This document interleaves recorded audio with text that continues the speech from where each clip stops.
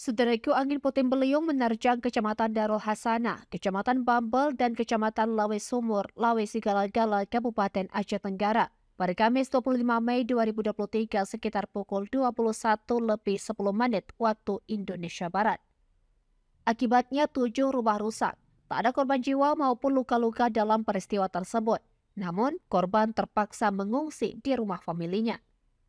Kalaksa Badan Penanggulangan Bencana Daerah atau BPBD Kabupaten Aceh Tenggara, Nazmi mengatakan, cuaca ekstrim angin puting beliung disertai hujan deras terjadi pada Kamis 25 Mei 2023 sekitar pukul 21 lewat 10 menit waktu Indonesia Barat. Akibat angin puting beliung yang disertai hujan deras mengakibatkan rusaknya beberapa rumah warga. Kerusakan rumah tersebut berupa atap rumah beterbangan dan ada juga rumah rusak akibat tertimpa pohon kayu.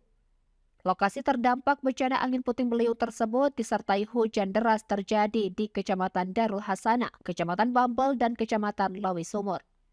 Adapun rumah rusak di Kecamatan Darul Hasanah, Desa Lawe Mamas Indah, adalah rumah milik Zakir Muani, mengalami rusak berat di Desa Terutung Payung Hulu, Kecamatan Bambel, rumah milik Mustaqim rusak berat.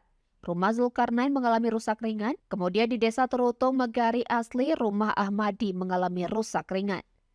Sedangkan di Kecamatan Lawe Sumur di Desa Lawe Sumur Baru, rumah milik M. Ayub dan M. Saidana Hamzah keduanya mengalami rusak berat.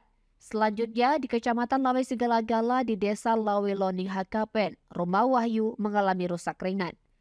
Dalam musibah puting beliung tersebut diketahui yang terdampak adalah 7 kakak atau 28 jiwa.